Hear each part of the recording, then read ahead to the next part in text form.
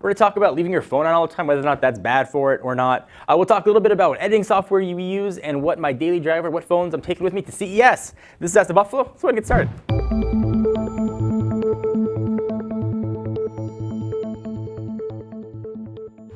First question comes from @CallumOgden1, who asks @John4Lakers, when can we expect the next wave of Android Wear watches and what should we expect? Well, CES is coming up in just about 2 weeks. I would expect we start to see the next generation of Android Wear watches in just a few weeks, actually. I'd expect the big makers, so Samsung, LG, and perhaps Sony, introduce their next wave of watches. Whether they're going to have standalone data connections, I don't know, but I would expect better battery life, better screens, and way better design than some of the rectangles those companies are already putting out.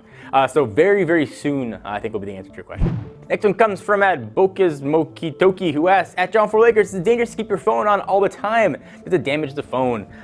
Here's the honest answer to the question. Battery technology, well, it might not have advanced that far as being able to sort of keep it charged for very long. Leaving it on all the time, though, is not going to damage your phone. But what it can do is perhaps slow your phone down if you got a lot of stuff that gets stored on it, or a lot of applications that keep running on it. So the best bet is to just reboot your phone every couple days, but there's no damage to the phone itself leaving it on. So don't worry about it.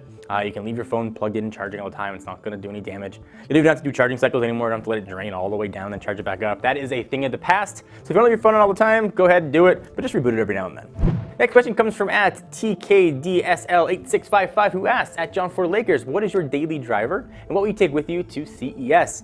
So daily driver right now is the phone I'm testing. It's a BlackBerry Classic.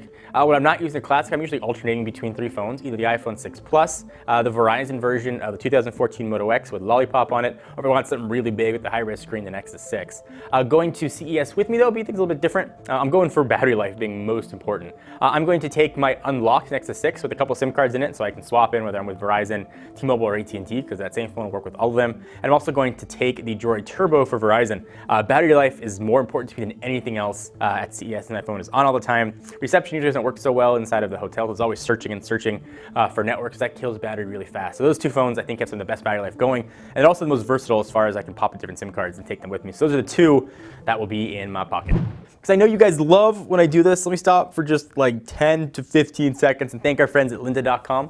They offer thousands of engaging, easy to follow video tutorials that are taught by industry pros, so you can learn new stuff that you need to know, like software, creative, and ever important business skills. Membership starts just $25 per month, and it's unlimited 24/7 access. Try Lynda free for 7 days. Check out lynda.com/technobuffalo. That's lynda.com/technobuffalo. Back to the questions. Next question comes from @isdruver, who asks @John4Lakers, what are some good video editing tools? Which ones do you use? The answer is I don't do any video editing anymore. If you see a point about a year ago when videos started to look way better, that's the exact point that I stopped editing videos. We brought on Ram Prita to help us. Mark Linsangan does his own editing, and he's a very talented video editor in his own right. Those 2 both prefer to use Adobe's suite of editing software, so Premiere Pro, which also works cross OS, whether you're on Mac or PC. When I edited, I did my editing on Final Cut. Both of them seem to be unanimous and not really liking Final Cut 10 all that much. I believe both have separately referenced it as iMovie Pro. Maybe that's the reason I liked it in the first place. But that's what they use. There are other editing softwares out there. You got things like Sony Vegas, for example, and Avid. But Premiere Pro seems to be the sweet spot for a lot of people. So that's what we use. Hopefully that helped answer your question. Thank you guys for watching another episode of Ask the Buffalo. I hope you enjoyed. I love answering questions. It's fun just to get a chance to talk. I feel like I get a pulse of the audience and what you guys want to know. We're back every week, though, with a new episode. So if you want to see your questions featured, just send it to us on Twitter. Every Tuesday, we got a poll for questions. You can go ahead and leave in the comments on that article on technobuffalo.com, or send it to me on Twitter any time of day you want. Either @John4Lakers or @TechnoBuffalo. Just use #AskTheBee so I know that it's for the show. Until next time, I'm John Rettinger. See you guys next video. Bye-bye.